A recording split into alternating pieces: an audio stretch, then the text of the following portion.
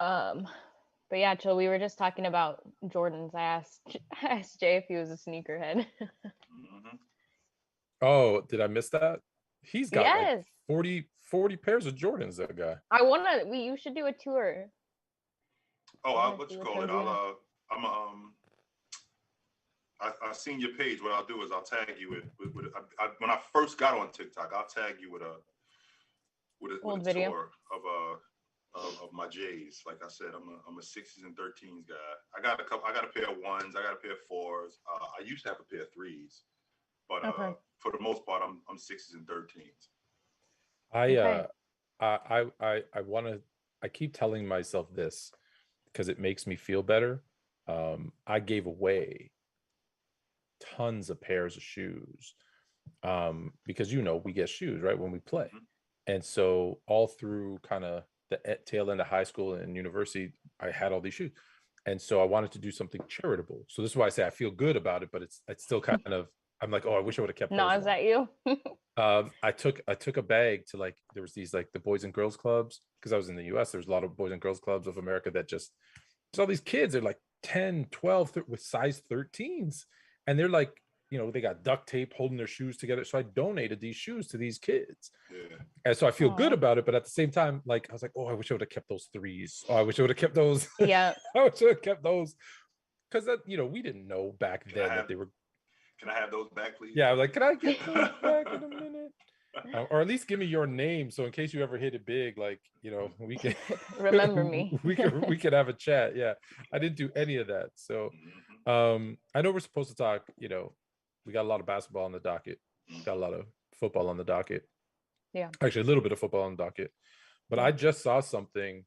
It was just sent to me, and I don't know where you stand on this, Haley, but I gotta ask Jay, and I want your opinion too, because I don't know what your musical interests are. Rolling Stone just released that the greatest album of all time. Let me make sure I give the title correctly here, so I don't want to misrepresent Rolling Stone. Rolling Stone just named Ready to Die the greatest hip hop album of all time. That is not that is not ridiculous to say that. No, it is not at all. In fact, I think that I will agree with that. When I think about great albums, Reasonable Doubt, Illmatic, any of let's see, Eminem's albums, the Eminem Show, Drake. Let's see, Take Care. But when I think about Ready to Die was just so ahead of itself. Man, we're talking about 13 tracks where there was no skips, none whatsoever were there any skips. And Big had a flow, and Big's rhyme style was like something. That's what made Big so much better than everybody else. Number one, he didn't sound like anybody. That's number one. That's the first part of that made Big so much better than everybody else. He didn't sound like anybody. And on top of the fact that he didn't sound like anybody, his rhymes was just so dope. I'm thinking about the best MCs and their rhyme style, and their not just their rhyme style and their cadence, but the rhymes that they were saying. I mean, this dude made a song about killing himself because he was fed up with who he was. Right? He was fed up with who he was, and it was one of the slickest lines that I ever heard when he said, call my big cheek, tell him that my will is weak. I'm sick of lying, I'm sick of talking. Matter of fact, I'm sick of talking. And I'm like, what?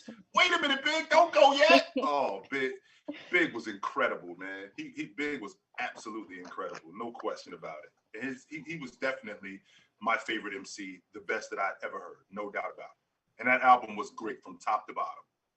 So I'm torn, because I can see the logic. Like, I'm not going to argue that it's not. But I mean, growing up, I was out.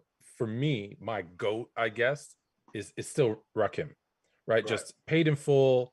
That's just, for me, that's the album.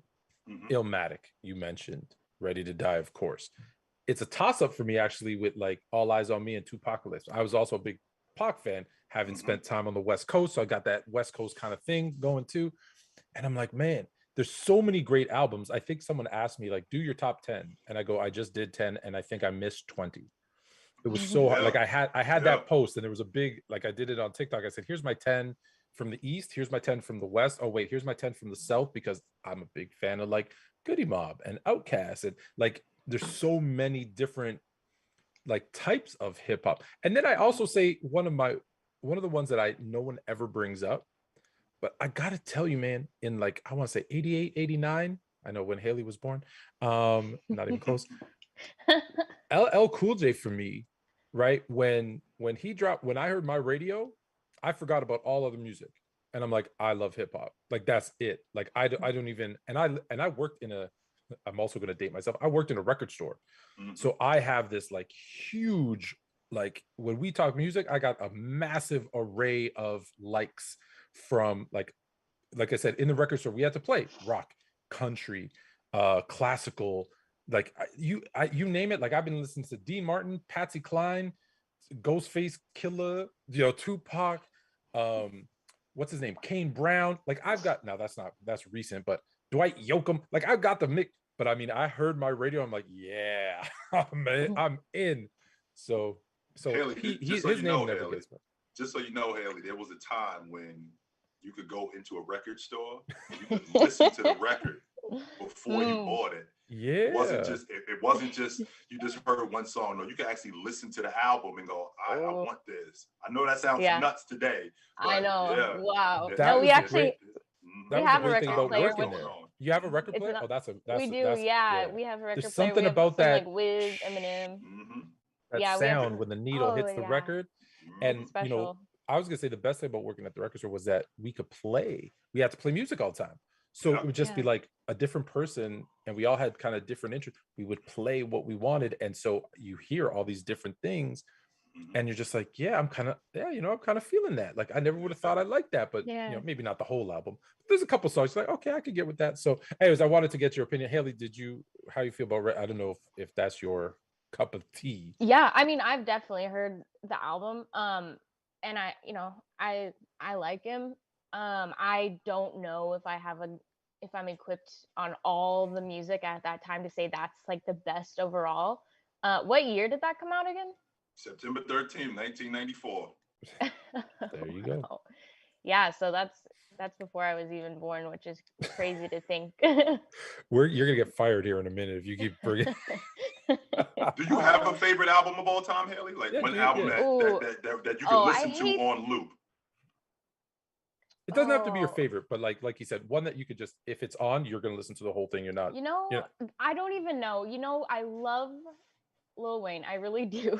Lil Wayne and is dope. Yes, I do. I guess Mirrors, is that his, or I also like Kanye a lot, but I don't even know who my favorite rapper of all time is. It's not Drake, that's for sure. Like I enjoy Drake's music a lot.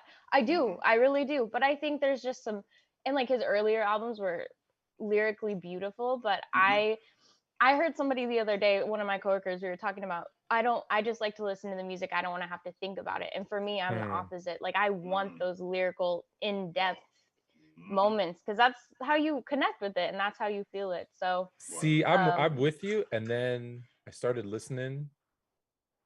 I was in my car, I was on a long road trip, and I started listening to some of them. And I'm like, oh, that's not very good. And then there was other ones where I'm like, oh, that's very inappropriate. Like, but see, Tone, that's what makes the music great, because you gotta sit down and listen to it. When you go, this is whack. But let me just tell you, when you hear, you'll know the song once. When you hear Backstage, Underage, Adolescent, I'm like, whoa, hold on now. Yeah, but they're telling stories. So I know. The line was so slick. The line was so slick that it just went right over your head until you actually later on sat down and was like, say that again, what you just said.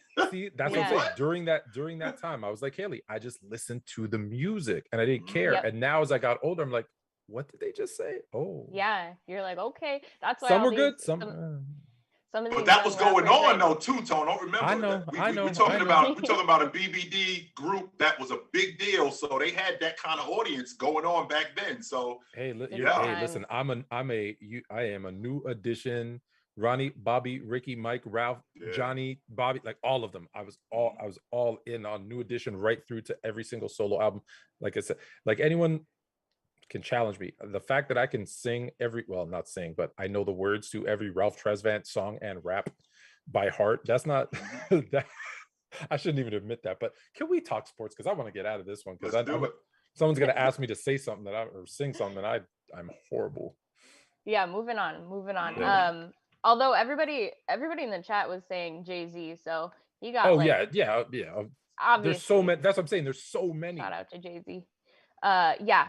But moving on to the sports side of things. I mean, I do think we should definitely tackle NFL, no pun intended, a little bit later on, because we are finishing up the NBA season. But as we usually do, I think we should touch on kind of the last two games. I don't think we've talked since we both game 1 and game 2 came on. So you mean since I picked the winner of game 1 correctly? Yeah. Absolutely. It's gonna, yeah. So I mean, Chill, you were right about game 1. We'll give you your props for that. That was impressive. I didn't even see that coming. But yeah, if you want to kind of give us your reasoning why you picked them and where do you see game 3 going? Tone was the one who picked Boston. I mean, Tone was the one who picked Warriors. Oh yeah. I picked Boston. Tone was the one who picked Boston. So it was Tone. So, you're right. Yeah. Trying to take away my big win. Listen, the reason I picked Boston is Boston is that type of team that I felt like they were coming in off a high, right? Game 7, they beat Miami. I don't think rust is a thing, but the Warriors are sitting around, they're waiting. So I think the Celtics intensity level was just higher. So I thought they could go into Golden State and just ride that wave of kind of emotion and win. And that's why we didn't unfortunately get to the show, but that's why I picked the Warriors to win game 2, because I thought, okay, that high is going to now drip off a bit. And that's my problem with Boston, is they're not consistent. They haven't been. After almost every win this playoff, they've come back, and especially Tatum, he does not play well after a win. And actually, that's your guy. Why is that? Why does he not do that after a win? Well, because we're still trying to figure it out, Tone. What we are wrapped up in is we're wrapped up in a Jason Tatum who's in the NBA Finals, and we want him to be that guy, not realizing that, number one, he's in year 5.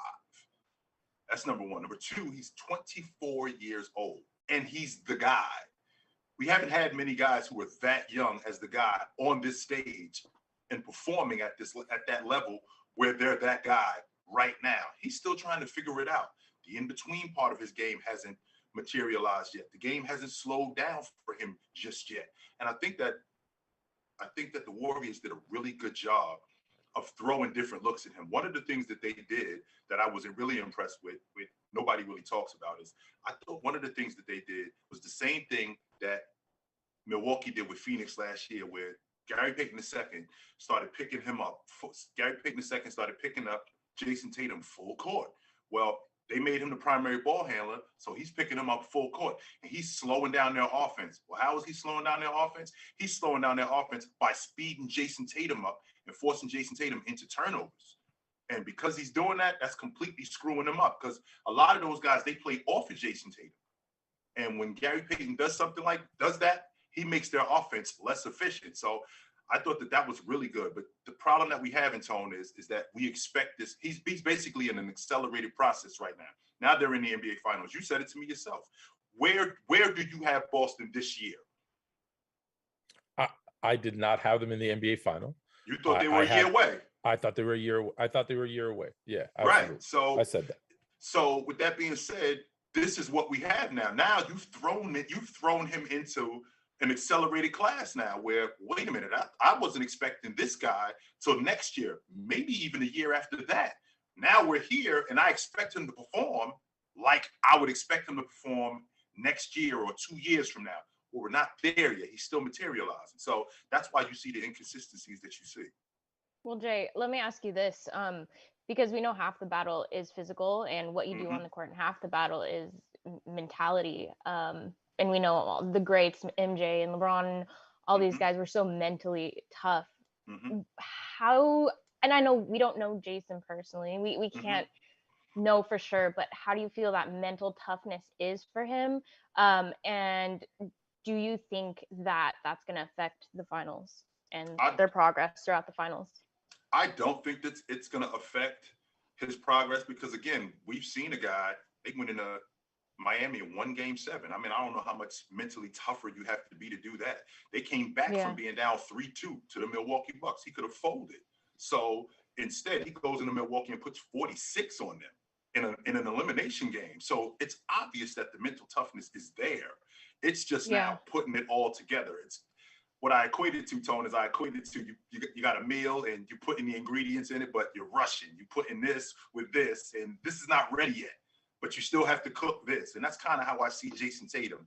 We're kind of, I think he's just in an accelerated process that we want to see him get to when he's not there yet, but he's going to be there. He's absolutely going to be there. So the inconsistencies are kind of just, that comes with age and maturity. That's all. In the game. Well, listen, that's why I kept telling Jay I think they're a year away, because I think Jason Tatum needed a playoff run. Now, they exceeded expectations and made it to the final, but he needed a playoff run to see, like, here's the thing about the playoffs. When you go from the regular season to the playoffs, there is a big learning curve from that first round. Right. And then people don't realize, because people, you and I talk about this, the game slows down, defense tightens up.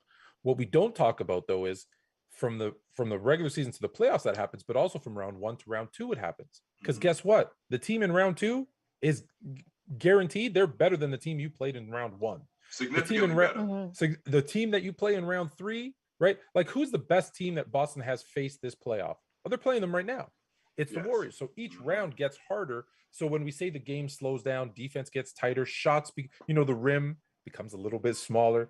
Like, that is every round. It happens a little bit. Now, regular season, like I said, to the playoffs is the biggest. It doesn't mean it doesn't happen in every round. So that's why I was like, it'd be good for Tatum and Brown to get a run in, right? Get their lumps. And that's why. And then now that they're here, I'm like, well, they're here. Why not win? Why not go out and win it? Right. So, and listen, they did their job. They split in San Francisco and Golden State, whatever. They split.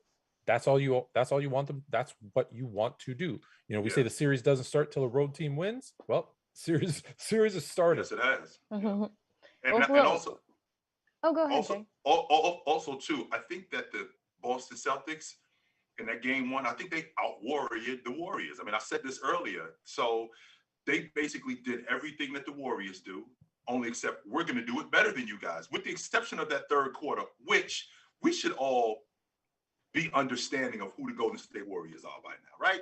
Isn't this something that we shouldn't be surprised about? I mean, in these last 2 games, I think the Golden State Warriors, I think they outscored Boston 74-38 or something like that, just in the third quarter alone.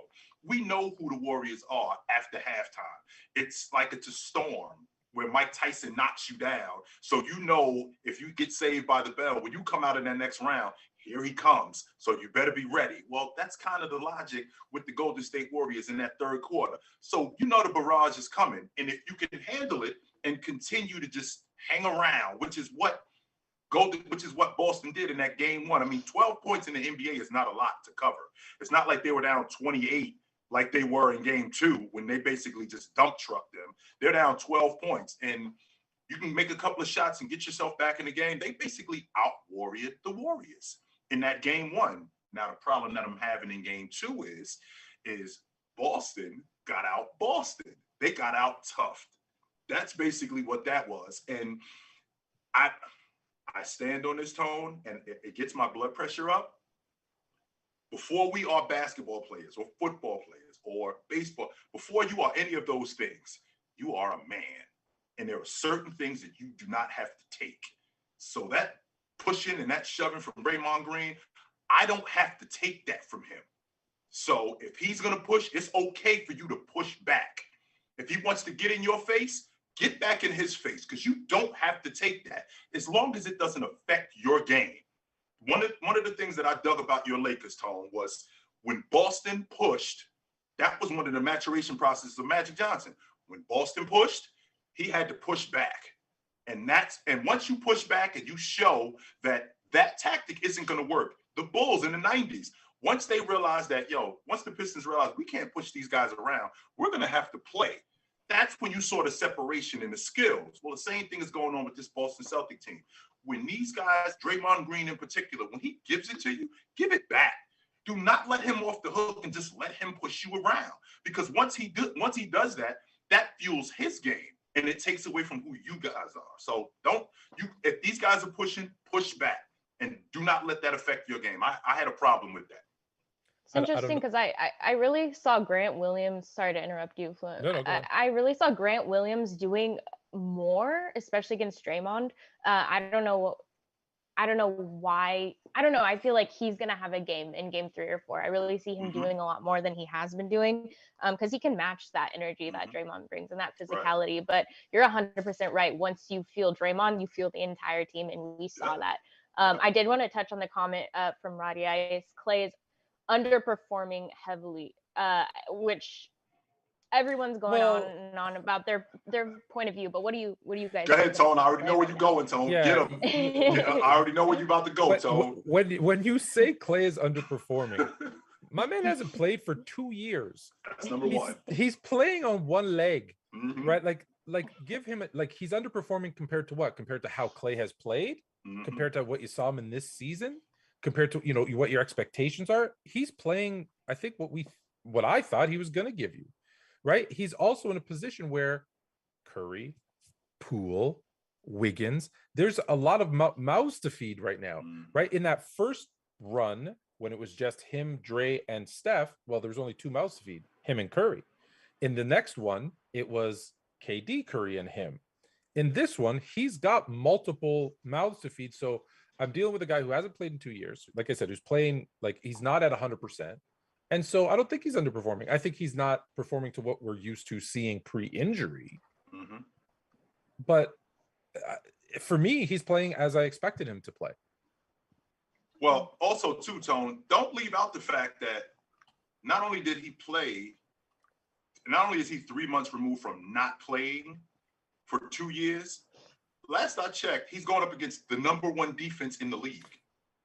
So that's also a problem. So in addition to me not being accustomed to the NBA, to the speed of the game, or me just getting back involved in the game from being out for 2 years, I now have to go up against the number 1 defense in the league. I thought that this season for Klay was going to be a season where he just proves that I can hold up. I think that next season was the year where he gets back to being elite. The idea that Klay is underperforming, no, he's not underperforming. He's going up against the best defense in the league. I do expect him to be better, but I'm not shocked at what's going on with him because he didn't do that well against Memphis. He wasn't playing great against Denver. And he also didn't play great against Dallas. So this isn't a situation where Klay is just underperforming. No.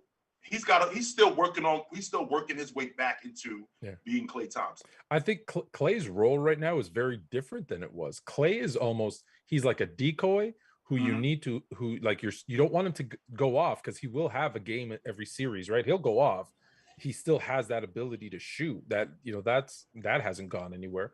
So I think it's more of, hey, Klay's going to give us something. Klay's going to keep the defenses honest, right? They won't be able to cheat off Klay because if they do, he'll burn us. So you still got, so again, all of those things, right? Just coming back, the number 1 defense. He's not where I think you and I had this conversation at the beginning of the season when Klay was, we were talking about him coming back, and it was like, we even said the Warriors are Klay is a year away from being the Klay that he was before, if he ever will be. Like, injuries are very different for everybody. So I wouldn't put it so much on Klay. Again, for me, he's playing as expected.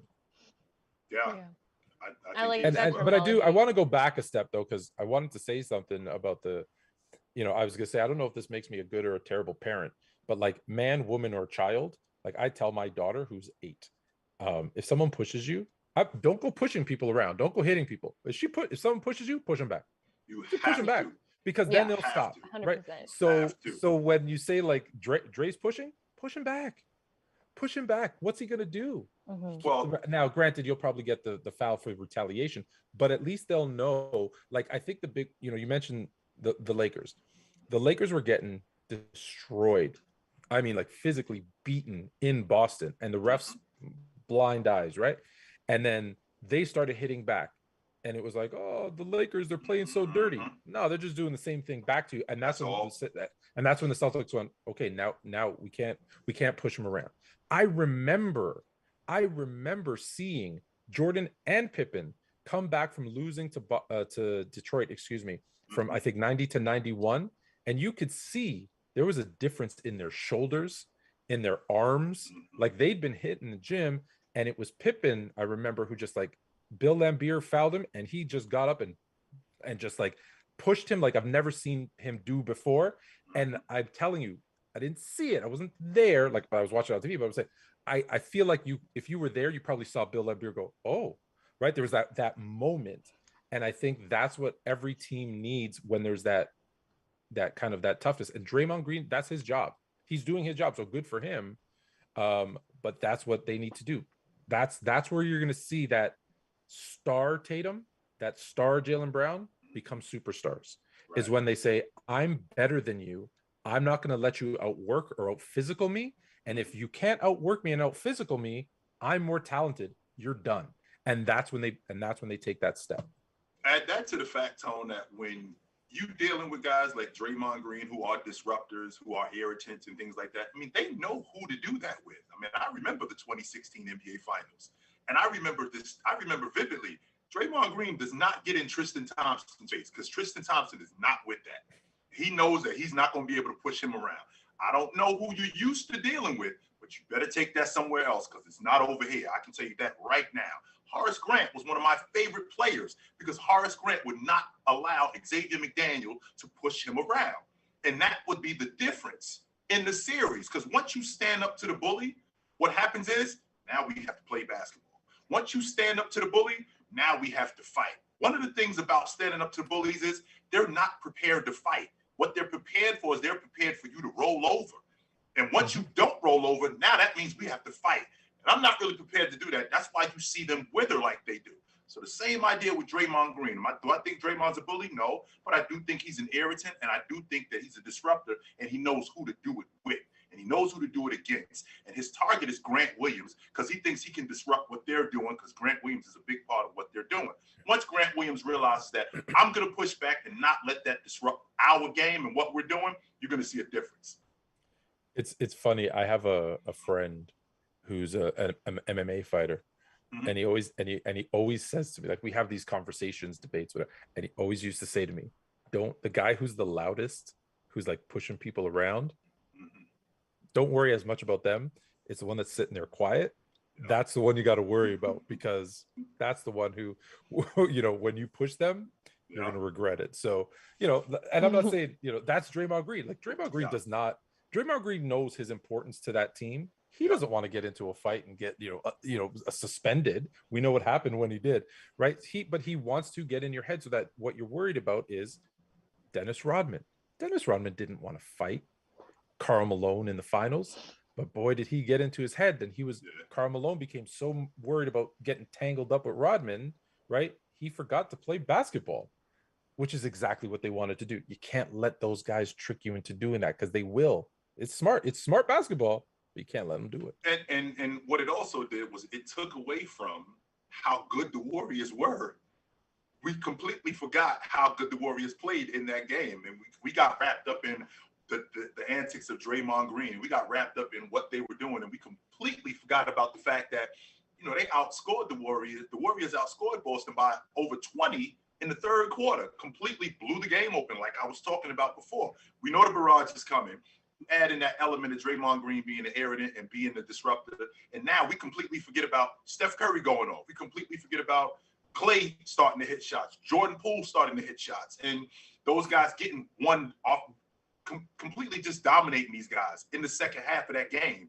And that was largely due to them letting Draymond Green disrupt what they were doing. If you guys can get back to who you are, which is a hard-nosed, tough Boston unit, then I think you guys will be fine. I absolutely do.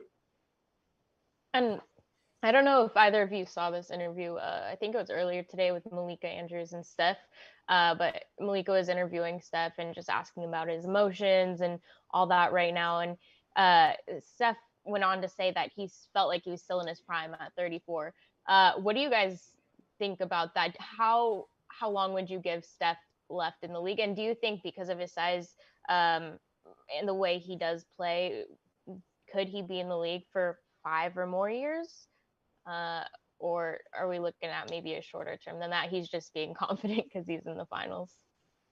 So, listen, the way that he plays and the fact that, let's be honest, the first couple of years he didn't really play a lot, right? Remember, we were worried about his ankles if he was even going to play at all. So I think he's going to be a very valuable player for at least 3 more years. Can he play another 5? Yeah, 100%. Because his role will always now. Will he be able to do all the same things? No. But he seems like he's, if you think about it, knock on wood, he's been relatively healthy for the vast majority of his career, right? So, yeah, I don't see why he couldn't play another 3 to 5 years, I think, for sure. At this level is the question. And I think 3, was he 34? So, yeah, can he play could he play to 39? Yes, but I think kind of 36, 37 might be maybe 2-3 more years max I think at this level. He doesn't look like he's slowing down, right? He does not look like he's slowing down. And just think about it. If he's 38, right, and playing a role like his dad used to play, okay, nothing wrong with that. As long as his ego which he seems to be that kind of guy that he won't let his ego get in the way. 100% he can play for 5 more years. Oh yeah. This is exactly why I said that in my lifetime, I'm not going to see a guy crack 4,500 to 5,000 threes again. And the reason why I'm not going to see that is because Steph Curry, I think he's got 2 more years at this level before he starts slowing down. And then he's going to move into that Ray Allen role where he still could be a starter and he can just basically be a spot up shooter, get him a legit playmaker and shot creator where he can just hang behind the 3-point line and not be a liability defensively. And he's still going to be awesome. So I honestly, whenever I look at Steph Curry, barring any health issues, I think he's going to play another 4 or 5 years. But the thing is that we get wrapped up a lot in, and I hate to bring this up, but we get wrapped up a lot in LeBron James. And we see that the fact that LeBron James has played at such a high level for so long that we expect everybody to do that. But we forget that when guys start to approach their mid-30s, reality starts to set in that these guys are starting to slow down. But we don't want to accept that. And the reason why we don't want to accept that, because we're caught up in what they're doing right now. I mean, we caught up in the fact that Steph Curry last year finished in the top 3 in MVP votes. We're caught up in the fact that they're in the NBA Finals this year. So immediately the logic is going to be, this dude going to be doing this for the next 4 or 5 years, considering how this team is built. No, he's not. He's not. And for like the love of God, please stop comparing humans to the LeBron James, Tom Brady, Nolan Ryans of the world, right? If you think about it, there's like 1 or 2 in every sport that defies logic. Yep. Like, when if it was Men in Black, you'd like, oh, they're actually aliens. Oh, that makes sense, right? Like those people, like I said, Nolan Ryan, LeBron, Tom Brady. Tom Brady, people forget. Tom Brady's what, 44 years old? He finished second in the MVP voting last year. I thought he should have won it. And I actually picked him to win it too. Yeah. Those guys are exceptions. So when people say, the players today are bigger, stronger, faster, they, the health, they play longer. No, there's an exception to the rule that don't judge humanity. Like, yes, if aliens came down, I'd say, yeah, look at these guys. But for the rest of us, no, those guys are the exception. You're not going to see it. Like, you're going to see a drop off from, and you do. James Harden. Now, granted, he's never a good. Look at his drop. He's not going to get better next year. I'm just telling you right now. Someone was asking me. He's not getting better next year. Yeah, no, I think that's valid. It's sad too because he had points where he probably could have gotten himself back into shape and maybe done a little bit more, but at this point, it's not just shape, Haley. You don't get this and you won't for about 30 years. It doesn't matter. Like when people say wear and tear, I had this talk, is playing 15 years and out of 20 more difficult than playing 20 out of 20? And I'm like, no, playing 15 out of 20 is harder than playing 20 out of 20, because as you age and your body, if you're not doing it every single day, your body gets stiffer, you lose flexibility, you're more susceptible to injury. Age is undefeated. That's the Gordie Howe was another one. I had to think of a hockey one. I didn't have it right. That just crazy. Just think about it. Tell me someone who played well into their played at a star level into their late 30s or 40s in any sport. The list is very, very, very, and I'm talking all sports. Yes. It's very, very short. Like you can't even golf. Like even golfers, like they go to the senior tour. Like it's just, you can't, your body just can't do what it used to do. So yeah, again, I'm still gonna be happy. About it. I'm still gonna be happy. That, I wasn't ready to let Jay go, and it was clear that Jay was washed in 2003. Mike didn't have it anymore, but I wasn't ready to let him go, Tone. I wasn't ready to let him go yet. And it was obvious that Mike didn't have what he used to have. It was clear. But I still wasn't ready to let him go. I was like, Mike, can you give me one more year, Mike? I know you, but it was obvious that he couldn't. But that's the thing though, right? Mike, Kareem, Ewing, actually every player, if you think about it, the game tells them when it's time for them to go, because they can't. Right? It's you know, I always remember seeing Patrick Ewing in I think it was an Orlando Magic jersey, right? Sean Kemp stretching out a Cavs jersey, among others. I think Jay in Washington, like they're just it's hard to say, because I am old and I get a ball in my hand, okay, and and my body still thinks I can do because my brain still thinks, hey, you can still do that because you know how to do it. And my body's just like, no, you can't. Right? You can't. Not happening. You try running, your body's like, what are you doing? Hey, I give this example. My hands are still fast, right? So I'm playing in a game, and I get down low, which is actually impressive, to be honest. I get down low.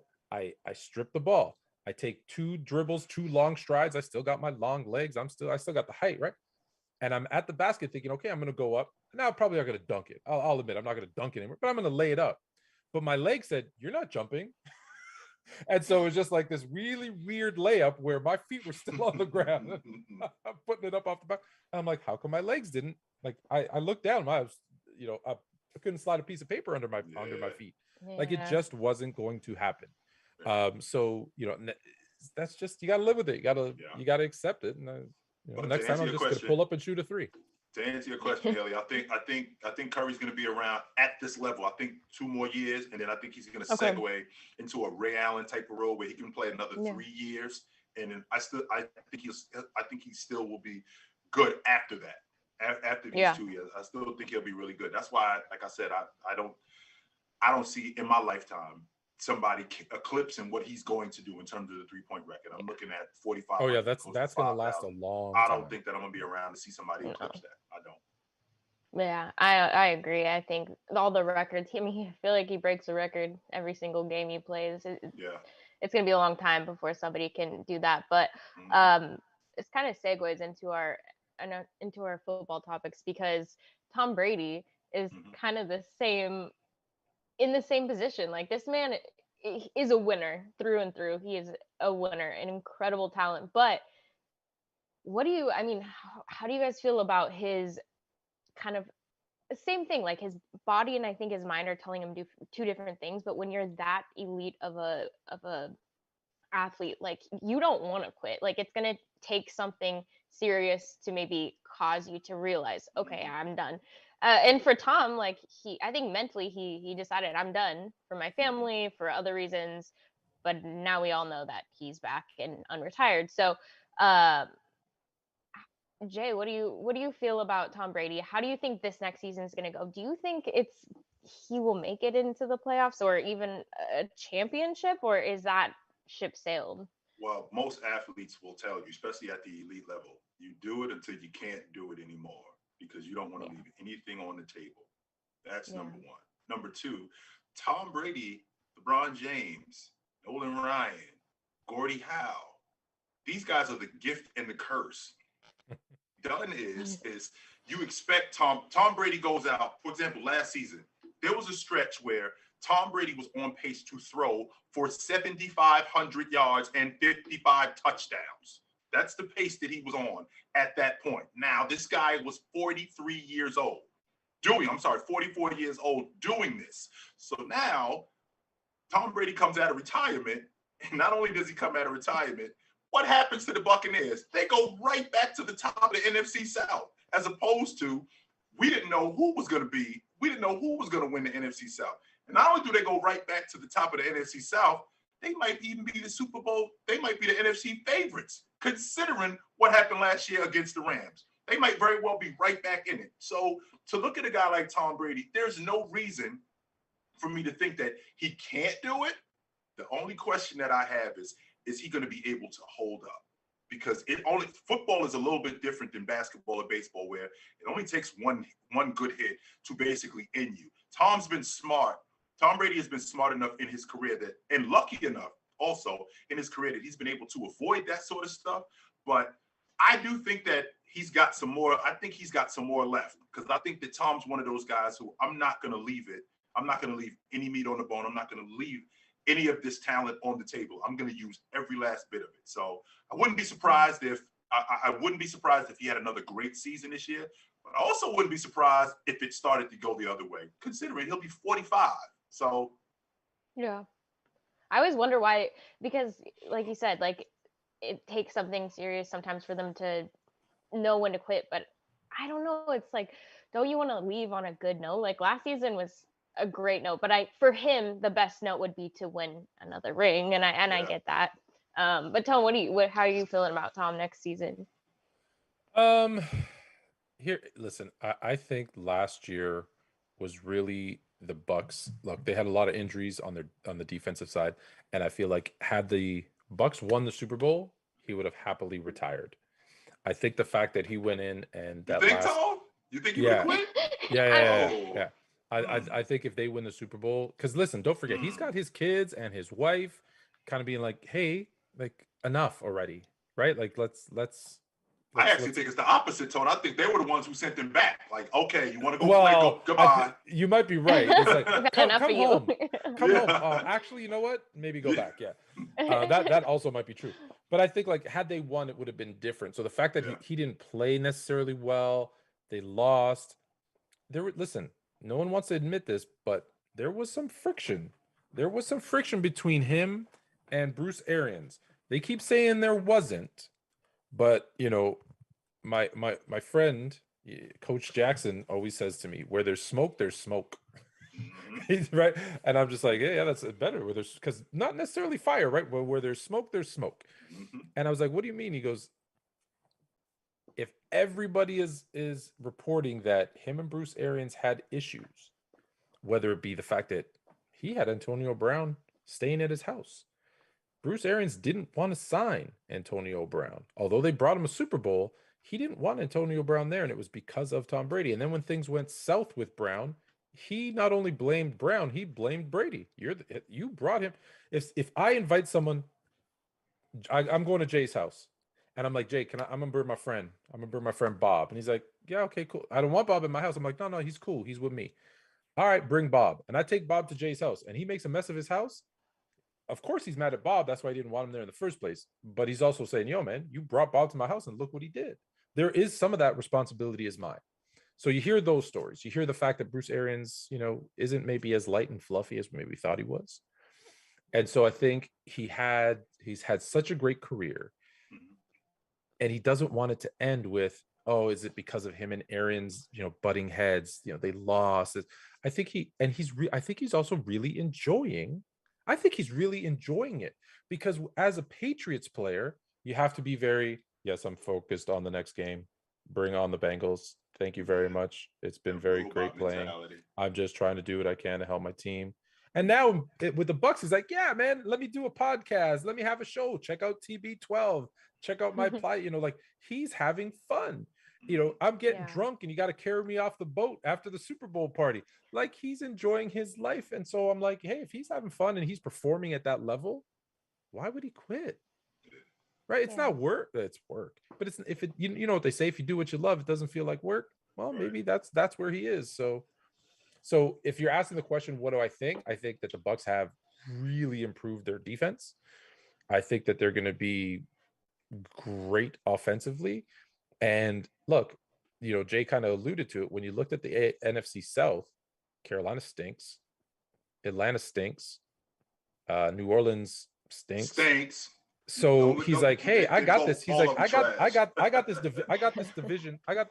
division on lock. Then I look at the NFC East. I ain't afraid of anybody in the NFC East. Then I look at the NFC North. I'm like, okay, well, Aaron Rodgers, but he just lost his best weapon. So I'm not that concerned. NFC West, well, Russell Wilson's gone. Trey Lance is probably starting for the 49ers, who knows what that's going to be like. The Seahawks stink. And I got the Super Bowl champ. So really, if I could be like one or two, if I can get by the Packers and the Rams, I'm probably at another Super Bowl. Yeah, I'm taking that. Don't leave out Arizona. Don't leave out Arizona, who now they lost their. Hopkins is out. Hopkins is out. And at the time that Brady kind of said, "I'm coming back," don't forget, Kyler Murray was saying, "I don't know if I want to be the quarterback. Like, I want a contract. I want this."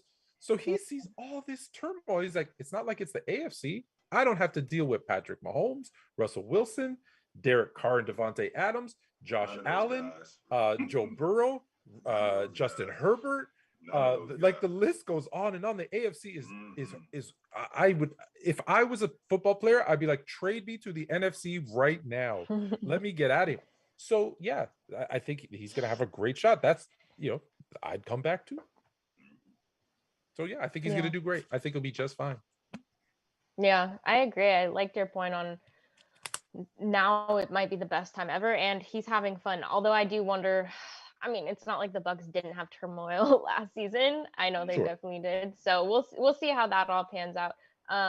But Jay, I know there's some updates that came out about the Deshaun Watson case and all that's going on with that. And I don't know if you two have talked about it much on your lives. But what do you think about all of that? And do you think that the Browns are just going to cut ties from here on out, or do you think they're just going to wait it out to see?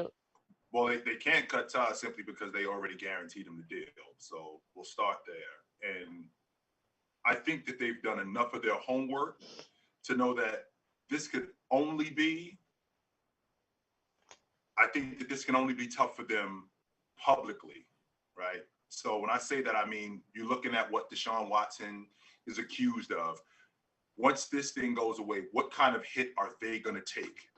Because there aren't any criminal charges against him. These are all lawsuits, which he says he doesn't want to settle out of court, which means to me that he absolutely wants to defend himself with this. So this thing could get ugly. And if it gets ugly, this could be bad. Not if it gets ugly, it could be bad for Cleveland publicly. I mean, I don't mean privately. I mean, publicly, this could be bad for them. Now, I think this is a situation that the Cleveland Browns really want this thing to go away because they're in the business of Deshaun Watson and they want this thing to go away and they can't wait for football season to start so this thing could be past them. Now, I think this is a lot worse than what is being let on. Now, and not only do I think it's a lot worse, I think it's going to get a lot uglier in the press. And I'm really interested to see how this whole thing unfolds and how it's going to get resolved. Because again, we're talking about, these are serious allegations. This isn't, we had a fight in the parking lot. No, we're talking about something serious here. And we need to get to the bottom of what it is. But I also look at what the Cleveland Browns did in terms of signing him. And I think that they got enough people to do their homework to know that, is this a battle that we can win? And I think that they're betting on the idea that it is. There are so many layers to this story that one, I think every single person involved on every side, meaning the team, management, Deshaun, his lawyers, his team, the women, like Houston, every single person who's involved in this, everyone has handled this so poorly. So I'm not, listen, a minimum of 66 massages, okay, were set up by the Houston Texans in a private facility, in a private room for him, by the Houston Texans who set it up. Some of these masseurs went back multiple times. Like some of the 24 that are accusing him went back multiple times. So I'm going to ask you a question, Haley, and it's a sensitive question, so I apologize. But if you went into a situation and were treated the way they're accusing, would you go back? No, absolutely. No, obviously not. And that's where right. these So are that's things. Yeah, no. I mean, you want to take these people's words, and I always have doubt. I always try to like understand the situation. But here's the thing: it's 66 people now. Like, there's truth there's 60 behind. there's 66 appointments at minimum, but 24 alleged, but 24 civil lawsuits. I see. So here's okay. here's the problem. You're gonna get at least one. I hate to use this person's name, but Amber Heard, who's just full of crap, right? And it's gonna hurt the other. Let's say it was one. It's gonna hurt the other 23 who actually have a legitimate problem. Yeah. The fact that Houston set this up for him, the fact that, listen, he's clearly got something wrong with him. Let's be like, he also needs some help. Like if there's that many instances where he's done something inappropriate, then clearly he needs help. So now, fast forward, look, that's all done. I don't know that we can do anything about it. That's done. So here's where we are. So Cleveland signs him to this huge guaranteed contract. Now, I hope there's some legal things in there that says, if you get suspended, if you get this, if you get that, we're out. Because if they don't, they've massively screwed themselves. Yes. The fact that he doesn't want to settle and just pay people off, I get it. You want to prove your innocence because if you pay them off, you're just always going to be labeled as this guy. However, I'm going to keep the personal up for a second. Just football. From just football, if I'm Houston, Cleveland, and Deshaun Watson, we're saying, okay, how much money is this going to cost? We split it 3 ways, and everybody signs an NDA, non-disclosure agreement for those that don't know, and let's get on with football, because there isn't a price tag that you can put on this that isn't worth it so that they can get to football. That's from a football perspective. From a personal perspective, listen, even if half of this is true, he's probably out of the league forever, as he should be. If this is the big if, I'm always innocent until proven guilty, man. If he did this to that one person, let alone 12 or 24 or 66, I'm sorry. You had your chance and you screwed it up. You've lost your shot from a personal perspective. Right. So that's what I'm saying. The fact that it's dragged on, like, what is almost 3 years now? Well, you also got to remember too, Tone, we're talking about a situation where we have a number of different variables. This might not be everything that they're saying it is, right? So let's just say, for the sake of argument, these 24 victims, the thing that they're coming forth with, what they're giving us. Well, it might not be everything that not only might it not be everything that they're saying it is, it might be some stuff that they don't want to come out neither. Then they're hoping that, can we settle this? Can we get to the bottom of this? So we all don't have to, because this isn't something that's just going to get ugly for him. This is going to get ugly for the Houston Texans. It's going to get ugly for Cleveland. This is going to get ugly for these victims. And are you prepared to take it there? And if you are, then let's do it. But if you're not, Deshaun Watson sounds like he's prepared to take it there. And it's going to get ugly. And if he's prepared to take it there, let's find out what this is really about.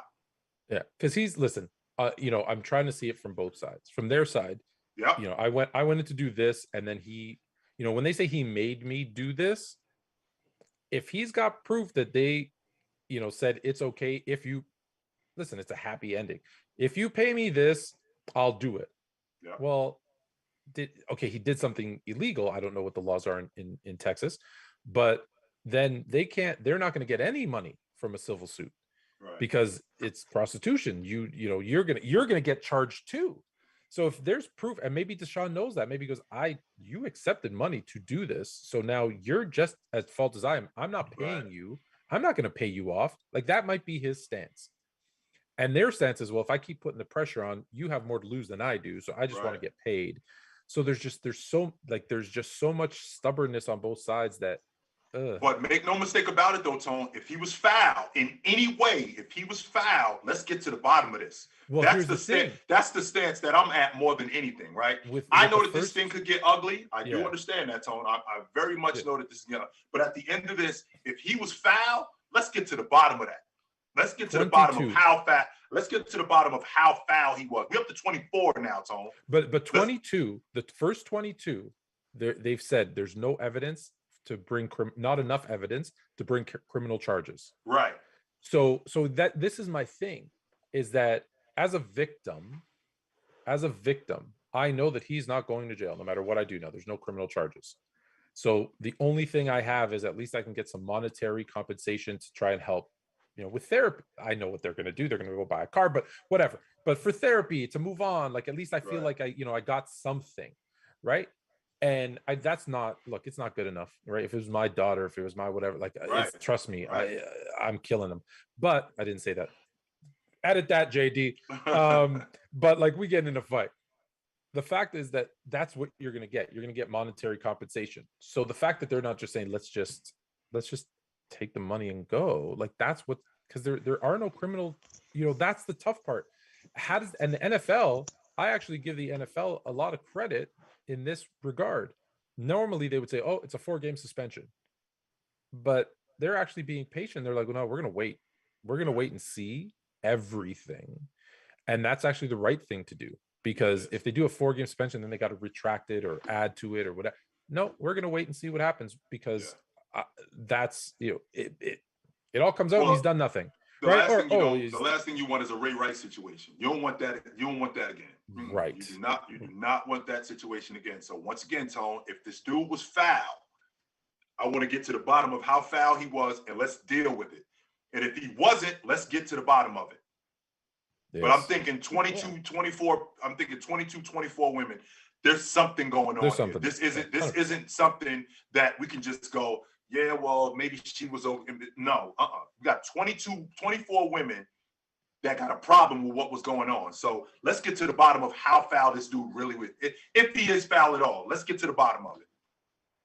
Yeah, I think we can, like, there's so many things we want to know, but hopefully the law does what it does and finds justice no matter what. It's just crazy, because I keep thinking, is this incident, and this is not the first and it won't be the last, but is this incident, is the league going to use him to set some kind of precedent? And is how much discipline is warranted in this situation? But we won't know until we know more details about what actually happened. But I just hope it gets figured out, and justice is found on everyone's part. And when you're in the media's eye, like, there's going to be people saying all kinds of things about you, things that aren't true and things that are, and so we'll have to see what happens. But yeah, I do want to I know we're almost at the end of the pod for today, but I did want to take it back to the NBA finals real quick. Game 3 predictions really quick. What do you see happening in game 3 in Boston on the road?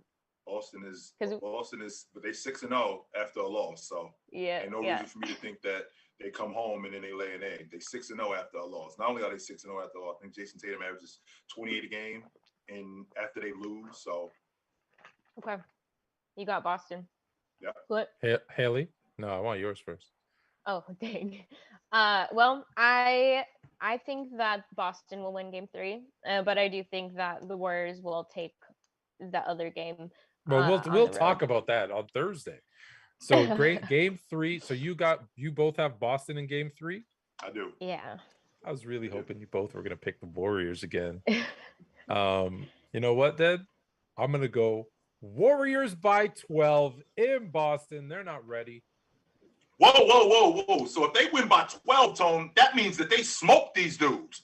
Warriors. That's what you basically telling me? Warriors by 12. So you got them smoking them in game 3. Okay. Wow. All right. Warriors by 12. I'll take it. We are gonna see the resurgence. This is gonna be game 6 Clay in game 3. You think we're gonna see Clay come out in game 3? Clay is gonna have some whatever the hell kind of food they have in Boston, some beans and franks, some lobsters, some whatever the heck they did. He's gonna do it the right way, and the Warriors are gonna take game 3, and it's gonna make everyone question. Here's what's gonna happen in the series. I'm gonna give you a precursor to what's gonna happen, and I better plug in my before my battery dies. Hold on. Don't die. There we go. Ooh, just in time. Saved it. Here's what's gonna happen. They're gonna win by 12, and everyone's be like, "Oh, Warriors got you." You're gonna be very overconfident. You'll be like, "The Warriors got this." And I'm gonna give you a preview of what I'm gonna tell you on Thursday, which is the Celtics are gonna come back and smoke them in game 4. That's what's good. There it is right there. So Warriors blow them out in game 3. You're gonna think Clay is back to old Clay. That's what's gonna happen. But I know that we're technically out of time, but I feel like we should go into overtime because we did have a really good topic that we didn't talk about that we do. I want to address. Yes, we do. Can we address that? Comparisons? Yeah, let's do it. Well, we got the comparisons and we got the Dynasty. So I don't know which. I think we can go through the comparisons kind of quick. Huh? Mm-hmm. And JD's in. He said, "OT, let's go." Yes, let's go into overtime. Okay, Start with the comparisons. Let's do rapid fire on the comparisons, and then let's do the Lakers versus Celtics dynasty. Let's do rapid fire on the comparisons. Okay, rapid fire. You know these comparisons?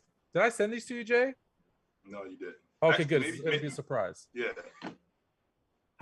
Okay, so I have it on my phone. It's real small. You guys in the chat, you might have seen this on Twitter. It's floating around, but basically it's comparing kind of 5 greats of the NFL to 5 NBA greats, which are strange. Like, I'm curious to know what you guys think. So number 1 is Tom Brady and Bill Russell. Joe? I'm gonna just go through. We're gonna do the 4, right? The top 4? Yeah. Okay, the top 4. So it's Brady, Russell. Let's just do all 4. Brady, Russell, Joe Montana, Michael Jordan, Walter Payton, Magic, Jerry Rice, LeBron. So we'll start with you. Yeah. So Brady, Russell. I actually like Brady and was it Brady and Russell, and then Brady, Joe Russell. Joe Montana and Jordan. Yeah. I actually like Brady and I actually like that flipped around because the Brady Russell comparison. I mean, I can appreciate the longevity. I can definitely appreciate that. But when I look at Joe Montana and Jordan, I mean, they both undefeated in the finals. So, I mean, I think I think Joe Montana and Jordan are a good comparison. And Brady and Bill Russell, now that I think about it, those two are a good comparison because of the longevity. James and who was the other one with James? Jerry Rice. James and Jerry Rice, I can definitely get with that logic because of the longevity and how long Jerry Rice was dominant. Yes, I got no problem with that. Jerry Rice was absolutely awesome. I mean, Jerry Rice got a stretch where I think he's got like 18 seasons where he went 1,200 yards or more on average. Yeah, good luck doing that. Just like James, 18 straight years, 25 a game. So yeah, I can definitely get with that logic. And the other one was, well, there's actually like 10 of them. The 4 that we talked about though. Yeah. In the 4 last that we one. talked about. The 4, yeah, so it was well, the third one is Magic and Walter Payton. Magic and Walter Payton. Well, I can't appreciate Magic and Walter Payton because Walter Payton didn't win nearly as much as Magic, and add that to the fact that Walter Payton, he was definitely more of not only a workhorse back, but his longevity. I mean, Walter Payton played 13 years. He only missed 3 games in 13 years. So Walter Payton was definitely, but he didn't win nearly as much as Magic. I mean, they went to the Super Bowl and won the Super Bowl 1 time. I think that they were in the NFC Championship game in his 13 years. I think they were in the NFC Championship game twice. So that comparison is a little tricky for me. I think the one you think is the least comparable is Walter Payton and Magic. Yeah. That's your kind of standout one. Yes. Okay. Yes. Yeah. Okay. That one's the tough one because listen, I'm a huge, you see the helmet, you see the jerseys. I'm a huge Bears fan, but and I'm a Laker fan, and Magic, it's so funny that was the comparison. I didn't do this. This was sent to it. Like, when I first started watching basketball, it was because of Magic Johnson. The first football game I ever saw in real life was a Bears game where I saw Walter Payton. And that's when I became a football fan and a Bears fan. So you got my two guys. So for me, Magic and Walter makes perfect sense. Like, they're the reason I love the teams that I love, and the reason I love these two sports. Other than that, though, their play is not, well, I guess you could say it was their play, but one had a great team, one had a really bad team. One went to the finals, won the MVP. The other did. That one is the least comparable. LeBron and Jerry Rice was an interesting one because my immediate reaction would be LeBron and Brady, right? Crazy longevity, breaking all the records, going to the Super Bowl or the NBA Finals like almost more than anybody else. Yep. I think there's only 4 players in NBA history to go to double-digit NBA Finals, and 2 of them, Sam Jones and Bill Russell, were on the same team, right? So really, and Sam Jones isn't. Like, he's good, but he's not an MVP. So really, of the MVP kind of caliber players, it was Russell, LeBron, and I'm missing the third one, but Kareem, that went to double-digit finals and were MVPs of the league. So that's why I think the Brady LeBron comparison.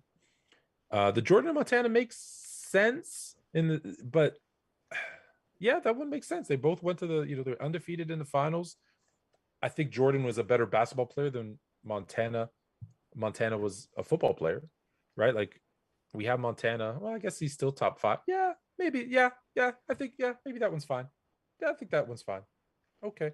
I was originally thinking of switching that with Brady, with Brady and Russell being Jordan and Brady, and then Russell and Montana. I was thinking about those guys because of not just the championships, but their consistency and how awesome they were for as long as they were. I know those other guys were consistent, but I think about so what if you had to pick? What if you had to pick the player? So keep Brady, Montana, Peyton, and Rice. Who would you put, of any player, not just the ones I mentioned, of any player, who would you put in those slots? Brady, Montana. I'm good with Jerry Rice and James. I'm good with those two, simply because of the longevity and how long that they were dominant. And when people leave out the fact that Jerry Rice went to the Super Bowl 6 times. It wasn't like Jerry Rice was in the Super Bowl 2 or 3 times. He was in the Super Bowl, was it 5 times? 4 times. Let's see. He went 88, 89, 95, 4 times. I'm sorry, not 6 times. He went to the Super Bowl 4 times and lost with the Raiders. But, with that being said, he was dominant for a bunch of years, just like James was dominant for a bunch of years. And he lost just like James did, but he was also awesome when he was losing. So I'm good with that. When I think about Brady, I think more in the lines of Jordan than I do Bill Russell. And the reason why I look at Brady, because Brady is that guy who, he was that dude for a while, and then he had a gap where he wasn't, kind of like Jordan was from like 84 to 90, and then he was that dude again.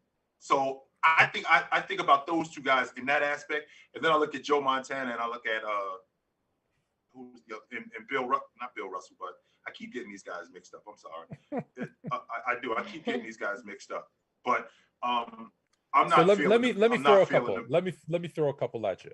Tom Brady, Kareem. Yeah. I'm good with that. That's in me because went to the finals a bunch of times. Yeah, was the best player. Won more than he lost. Like, I think Brady's 7 of 9, if I'm correct. No, 7 of 10. Oh yeah, he won 10 times and he won 7.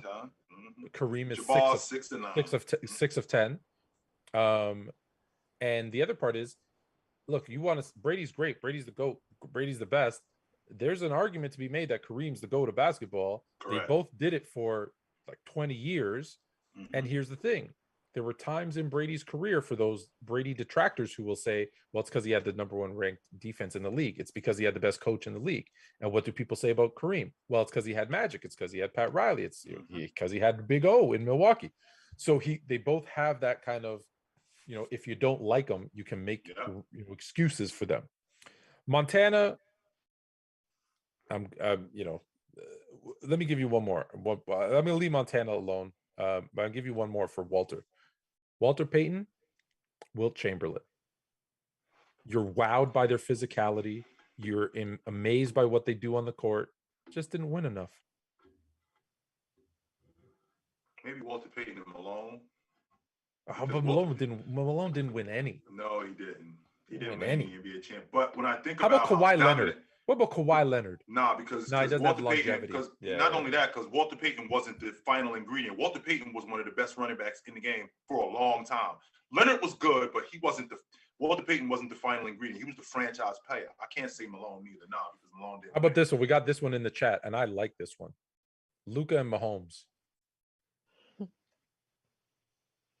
No, because Mahomes actually. When you talk about a talent standpoint, I'm good with that. I'm good from a talent standpoint, but I also see what Mahomes did. And Mahomes took the league by storm, man. He did. He took the league by storm. Nobody was really prepared for him. And he walked himself into a great situation. Luka's in a different situation in Dallas where they're trying to build that thing around him. That thing was already built around Pat Mahomes. Well, it was already built. Yeah. Okay. All right. Yeah, I like that comparison. We should do this again, you guys in the chat. Leave us NBA and NFL comparisons because this could be a good thing to add. Yeah. But I do have one more question. So I've seen this going around as well. There's been a dynasty between the Lakers and the Celtics. Are they tied right now? Yep, as far as like, all-time wins, right? Yes. Yep. So all-time 17-17. So who? I guess if Tatum wins this finals, or the whole team wins this finals and takes that lead 18-17, where do you think that leaves the Lakers? Because as far as we know, the Lakers are probably not going to see a ring in the near future, probably next few years. So what do you think that would do? Don't your face up like that neither, Tone, because it's I don't know why. The Lakers are winning a championship next year. No, not a chance. I think the Hornets have more of a chance than the Lakers, to be honest. Y'all looking real whack right now. Real whack. So, I'm sorry, Haley, as you were saying. No, you're good. But what do you see for the Celtics if this can happen? And just the two dynasties, they've been at odds. So what do you see for them? Well, I was just about to say that this thing, it's kind of split down the middle, because on the one hand, I could say that the Lakers have the most players in NBA history in the Hall of Fame. There's no other team that can say that they have more players in the Hall of Fame than the Lakers. But on the flip side, I could say that of those 17 banners that the Boston Celtics have, 7 of them came against the Lakers. So that's a little bit tricky.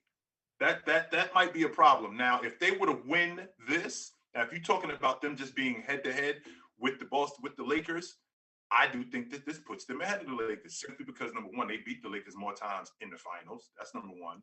Number two, they have more championships. Now, the Lakers got better players, but what is this about? The Lakers organization and the Celtics organization. And what is defined by those two? Championships. Well, the Boston Celtics would have more championships at this particular time, so that would put them ahead. Okay. I feel like I know you. This is the second time you've said this. I should have looked it up. I feel like the Celtics have more Hall of Famers. Are we sure on that? We got to do a stat check. Are you sure? The Lakers, the Celtics. I thought the Celtics are one and the Lakers are two. I'm very happy if the Lakers are if the Lakers are one and the Celtics are two. I love that. Here's the thing with these two incredible franchises. Listen, let's be real. No one is touching them. They are 1 and 2. I feel like Lakers, Celtics are like the way that I feel about Jordan, LeBron. It's 1, 2, and then it's everybody else. I don't care which one you have, 1 or 2. I can get with that. But it's 1, 2, and then the field. That's how I feel about it. Now, I'm a Lakers fan, so of course I'm gonna say the Lakers are the greatest franchise because 17 rings. Let's look at the Celtics 17 rings. They got 11 of them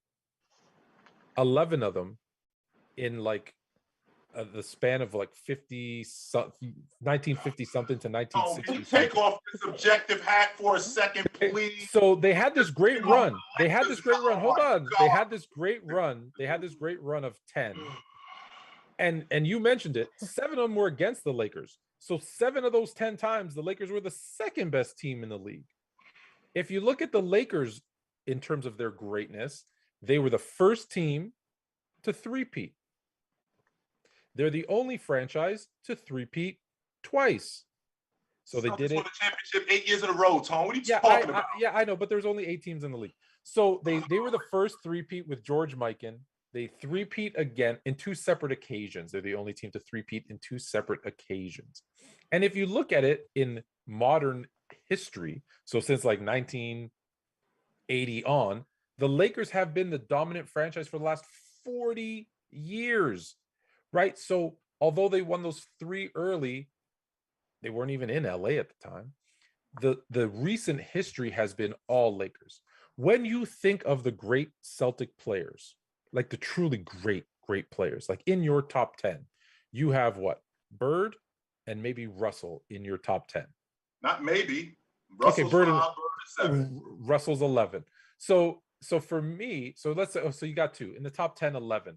Mm-hmm. When you think of your top 10, you've got Kareem, Magic, Kobe, Shaq in your top 10 or 11. There's 4 or 5. Chamberlain also was a Laker. The names, when you think of the greatest players of all time, they're Lakers more so than Celtics. Which goes back to my original logic that they have the most players in the history of the NBA in the Hall of Fame. I'm not disputing that. I'm not. Listen, I want you to be right. I want you to be. But in the 60s, what I do know for a fact is that they beat the Lakers 6 times in the finals, just in the 60s alone. I do know that for a fact. All right. So with that being said, almost half. So we're talking about 17 NBA championship banners. Almost half of them came at the hands of the Los Angeles Lakers. Whether they did it 60 years ago, whether they did it 6 years ago, whether they had a lull and then the Lakers ended up doing what they were doing, that doesn't matter. We still, for a long time, if I'm a Boston Celtic, owned you guys. Still. Absolutely. So that's a fact. For a decade, you owned us. But when I look at, and yes, in the chat, you are correct. The Bulls did three-peat twice as well. So the Bulls three-peated twice.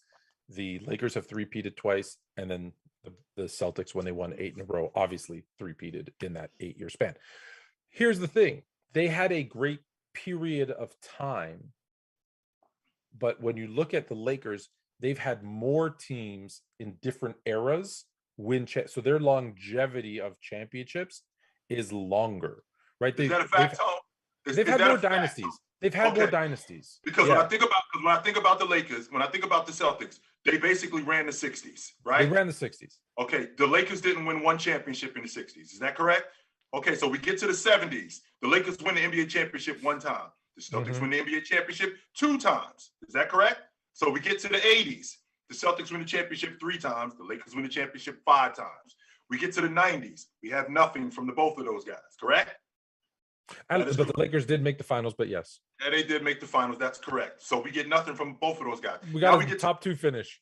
Okay, now we get to the 2000s, and Kobe and Shaq materialize into who those guys are. They go to the NBA championship 7. Not just Kobe and Shaq, but the Lakers go to the NBA championship 7 times in that decade and win it 5, right?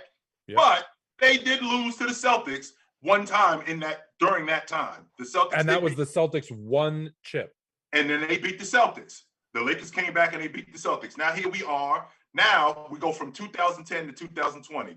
The Lakers, I believe they had a stretch from 2013 where they didn't make the playoffs until 2019, until the 2020 season. Now, the Boston Celtics this is their 4th trip in the last 6 years to the Eastern Conference Championship. So they're actually building something. So there's an argument for both of those teams. But the Lakers have won 1. The Lakers have won 1. Yes, they did. And who's in the finals right now, since we're on that subject? The Celtics, who I'm about to change my pick to the Warriors. I just want to make sure. Another one. I just want to make. It's not like the lottery balls just got rolled out a couple of weeks ago, and the Celtics just the lottery. No, what are we talking about here? What we're talking about, if it wasn't for Kevin McHale giving Kevin Garnett to the Celtics, they don't get that 1 win over the Lakers. So what about that? Okay, if it wasn't for the NBA screwing the Lakers out of Chris Paul, we have another Laker dynasty with Kobe and Paul. Okay. Yes or no? Yes or no? Yes or no? I don't want to throw up on my camera. I just want you to know. Yeah. We're not gonna do what ifs or what ifs. Like, we're here. It is what it is. Whenever we start with the Lakers with this dude, I'm telling you, it's gonna make you nuts. If just so you know, that trade was completed. If Chris Paul goes to the Lakers, it's Chris Paul, Kobe Bryant, and 2 more max contracts. Tell me they're not winning a bunch of chips. Come on, be honest. Be honest. Well, be honest. Well, number one, we don't know that because we see who Chris Paul has materialized into. So there's no reason to think that he wouldn't be doing that in the playoffs with Kobe Bryant, who would be ridiculously hard on him. Add that to the fact that Kobe did break down. Now, Kobe broke down because he was carrying those other Laker teams. Do right. I think that he was carrying those other Laker teams? It wasn't because of him just getting old. I think it was a combination of him getting older and him carrying those Laker teams. All right, so got to take that into consideration. But that's also a what if. What actually did happen, though, Tone? Tell the viewers what actually did happen. What did happen is you got damn Steve overrated Nash and Dwight, I want to smile more than I want to play basketball, Howard. That's what happened. I don't know about overrated. How about just, I think he was over. How about that when you got Steve Nash? He was old. I think he was 38 when y'all got him. Something like that. 37. Might as well been 58 so the way Steve that he played. When y'all got Steve Nash. So it was like it was a situation where you got Steve Nash at 29 and he still had a bunch of years ahead of him. Where I was about to say, where's my camera? Genie Bus, I know you're watching. Hire me. I'm better than Rob Pelinka. We'll get back to a dynasty. Okay. All right. So Lakers win. Do we get a final poll here? Lakers or Celtics greatest franchise in NBA history? If JD's probably asleep now. He's probably he's sleeping. Okay. So Lakers win. All right, let's take a vote. Greatest franchise in NBA history, Lakers or Celtics? Jay. You have to pick one. As of right now, I think it's the Lakers.